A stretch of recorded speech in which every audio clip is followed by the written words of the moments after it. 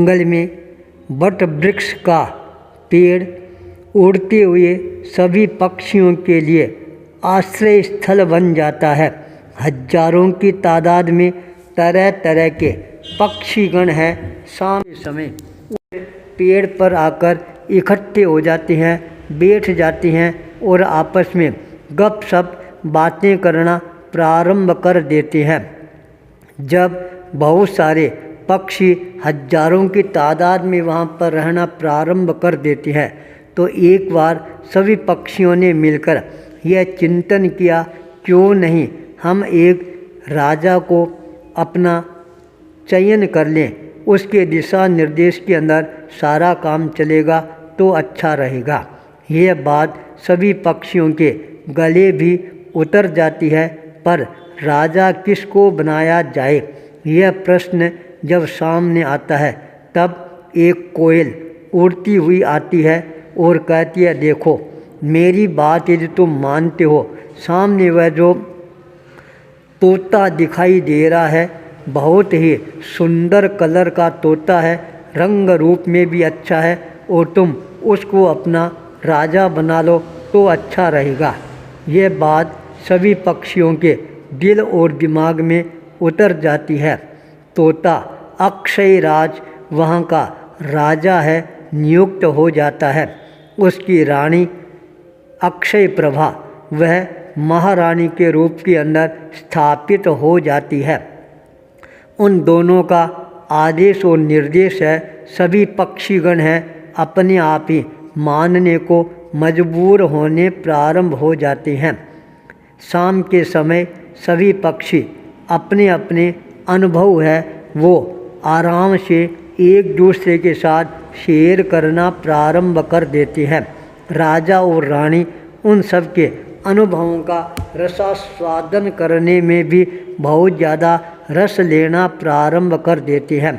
सभी पक्षीगण अपने मन के अंदर प्रसन्नता की अनुभूति करना प्रारंभ कर देते हैं, पर उन पक्षियों के अंदर एक तोता जो बिल्कुल शांत रहता था, कुछ भी नहीं बोलता था, केवल सबकी बातों को सुनने में ही विश्वास करता था। अपनी तरफ से कभी कभी कोई दो चार शब्द है वह बोलता तो बोलता था, वरना मौन धारण करके ही अपने जीवन को हमेशा ही शांत बनाए रखने का प्रयास करता था। वह तोता अर्जुन, जिसका नाम सबके लिए विख्यात बनता जा रहा था। सभी पक्षीगण उससे धीरे धीरे द्वेष रखना प्रारंभ कर देते हैं, क्योंकि वह किसी की बात के अंदर हाँ में हाँ नहीं मिलाता था और न ही वह अपनी तरफ से कोई बात कहने का प्रयास करता था। सभी पक्षी उसको हिकारत भरी नज़रों से देखना प्रारंभ कर देती हैं। एक बार स्वयं अक्षय राज ने भी उसको कहा, अरे तू क्या कर रहा है, कभी बोलता ही नहीं है, अरे तू असली तोता है या नहीं है, यह भी मेरे समझ में नहीं आ रहा है। फिर भी वह बिल्कुल मौन रहता है, शांत रहता है, कुछ भी नहीं बोलता है। पास के अंदर ही एक दूसरा तोता रहता था। वह बहुत ही ज़्यादा बड़बड़ाहट करने वाला था। उसका नाम ही सभी ने मिलकर रख दिया था बड़वाड़ू। दिन भर बड़ बड़ बड़ बड़ करता ही रहता है। उसने सोचा ये बिल्कुल भी नहीं बोलता है, आज इसको बदनाम करके ही रख देना चाहिए। उन दोनों तोतों का रंग और आकार है एक जैसा था। दोनों की चोंच है वो भी एक ही कलर की थी और एक ही जैसी थी। अचानक ऐसा योग मिलता है, रानी का हार है वह गायब हो जाता है। प्रातःकाल जब पता लगता है अरे मेरा नौलख का हार है वह गायब हो गया है और इन पक्षियों में से ही किसी ने मेरा हार है वह चुराया है, वह रोती हुई अपने राजा के पास जाती है और निवेदन करती है, राजन आज मेरे साथ के अंदर ये घटना चक्र घटित हुआ है, चोर कौन है मैंने जाते हुए अपने आँखों से देखा है। राजा ने तत्काल सभी को अपने निकट बुलाया और कहा, देखो मेरी रानी का हार चोरी हो गया है। जिस किसी ने भी चुराया है वह तत्काल मेरे पास में लाकर रख दो। मेरी रानी ने हार चुराने वाले पक्षी को आराम से देख लिया है और वह पहचानते भी है। फिर किसी का अपमान होगा हम नहीं कह सकते हैं, पर कोई भी पक्षी राज है कुछ भी बोलने के लिए तैयार नहीं हो रहा था।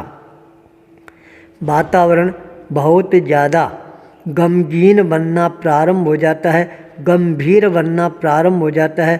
कौन ऐसा पक्षी है जो रानी के हार के ऊपर डाका डाल सकता है? रानी ने भी रोते हुए कहा, मैंने देखा जो पक्षी मेरा हार चुरा कर ले गया था वह अपना शरीर है कंबल से ढक रखा था। केवल उनकी जो चोंच है वो मेरे को नज़र आती है और चोंच है वह बिल्कुल लाल सुर्ख चोंच थी। यह बात सुनते ही सभी पक्षियों का ध्यान है उन सारे पक्षियों के ऊपर केंद्रित हो जाता है। दो ही पक्षियों पर ध्यान विशेष रूप से केंद्रित होता है। एक जो बिल्कुल भी नहीं बोलता था, हमेशा शांत रहता था। दूसरा जो हमेशा बड़बड़ाहट करता रहता था, उसके ऊपर ध्यान जाता है। दोनों के ही चोंच है एकदम लाल सुर्ख चोंच थी। राजा समझ गया इन दो में से ही किसी ने चोरी की है। राजा ने तत्काल उन दोनों को अपने निकट बुलाया और कहा, बोलो हार किसने चुराया है? तुम्हारे दो के सिवाय तीसरा यहाँ पर कोई भी हार चुराने वाला नहीं हो सकता है। अभी मेरे को दे दो, वरना आगे इसके बहुत ही गंभीर परिणाम सामने आने वाले हो जाएंगे। पर दोनों ही नकार देती हैं, नहीं हमने हार नहीं चुराया है। आखिर के अंदर उसी चील को कोयल को ये आदेश प्रदान किया, अब तेरे को निर्णय करना है इन दोनों में से चोर कौन है। वह अपनी बुद्धि कौशलता का परिचय देती है और पूछती है, जब रानी का हार चोरी हुआ उस समय तुम दोनों कहाँ पर थे? बड़ बोले ने कहा, जब रानी का हार चोरी हुआ उस समय मैं आराम से खूंटी टांग कर सोया हुआ था। जोर से अपनी बात को वजनदार ढंग से प्रस्तुत करता है। कम बोलने वाले तोते को पूछा गया, उसने कहा, मेरे को पता नहीं, मैं तो विश्राम कर रहा था।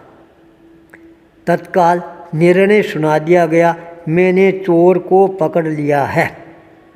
सबको आश्चर्य हुआ, कौन चोर है, किसको पकड़ा, कैसे पकड़ा, किसी के भी समझ में नहीं आ रहा था।